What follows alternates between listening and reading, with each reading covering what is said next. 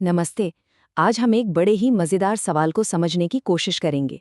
अपने पैसों को बैंक में रखना बेहतर है या फिर बैंक पर पैसा लगाना? चलिए पता करते हैं।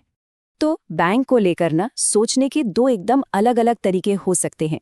और ये जानने के लिए कि कौन सा रास्ता ज्यादा फायदेमंद हो सकता था, हमने पिछले 20 सालों के डेटा पर एक नजर डाली है।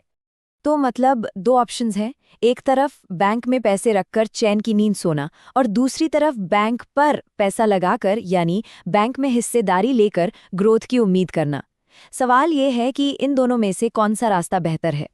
अच्छा, तो चलिए सबसे पहले पहले वाले यानी ट्रेडिशनल तरीके की बात करते हैं।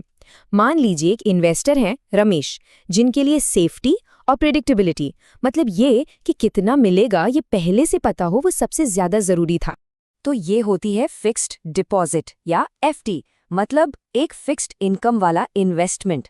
आमतौर पर इसे पैसा रखने का सबसे सेफ तरीका माना जाता है। अब यहाँ एक सीधा सा हिसाब है। एक तरफ है गारंटी वाली सेफ्टी, तो दूसरी तरफ ये रिस्क है कि जो रिटर्न मिलेगा वो शायद बढ़ती महंगाई को भी बीट ना कर पाए। अब देखते हैं दूसरा रास्ता।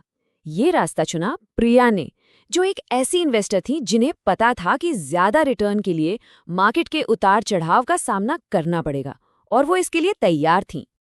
तो ये एफडी से बिल्कुल अलग है। यहाँ बात हो रही है इक्विटी इन्वेस्टमेंट की, मतलब एक तरह से बैंक में हिस्सेदारी की। हाँ, इसमें रिस्क ज्यादा है पर रिटर्न की गुंजाइश भी कहीं ज्यादा है। और ये है इस रास्ते की पूरी कहानी। एक तरफ हाई रिटर्न्स की जबरदस्त गुंजाइश है, तो दूसरी तरफ मार्केट की वॉलेटिलिटी यानी उतार चढ़ाव और इकोनॉमी से जुड़े रिस्क भी साथ साथ चलते हैं। तो क्या हुआ जब इन दोनों तरीकों को 20 साल के लंबे सफर पर आजमाया गया, और वो भी एक जैसी शुरुआती रकम के साथ? तो 20 साल बाद रमेश ने जो सेफ और पक्का वाला रास्ता चुना था, उससे उनके शुरुआती इन्वेस्टमेंट बढ़कर 23 लाख रुपए से ज्यादा हो गया। लेकिन प्रिया, जिन्होंने ग्रोथ पर फोकस किया, उनका इन्वेस्टमेंट बढ़कर लगभग 58 लाख रुपए का हो गया। यहाँ देखिए, जब हम दोनों को साथ में देखते हैं तो फर्क कितना बड़ा है, एकदम जमीन आसमान का। ये है पावर ऑफ कंपाउंडिंग, जब लंबे समय तक हाई रिटर्न रेट मिलता है। चलिए अब थोड़ा और आगे बढ़ते हैं, क्योंकि देखिए असल जिंदगी में फैसला हमेशा ये या वो का नहीं होता। बहुत से इन्वेस्टर्स बीच का रास्ता अपनाते हैं। इस टेबल में चारों की जर्नी को बहुत अच्छे से दिखाया गया है। यहाँ लक्ष्मी और सुरेश भी हैं, जिन्होंने इन दोनों तरीकों को मिक्स एंड मैच किया। लक्ष्मी ने एक बैलेंस्ड अप्रोच लिया। उन्होंने अपना आधा पैसा एफडी की सेफ्टी में रखा और आधा निफ्टी बैंक इंडेक्स की ग्रोथ में लगा दिया। वहीं सुरेश का झुकाव ग्रोथ की तरफ थोड़ा ज्यादा था। उन्होंने 75% पैसा मार्केट में लगाया और 25% एफडी की सेफ्टी के लिए रखा।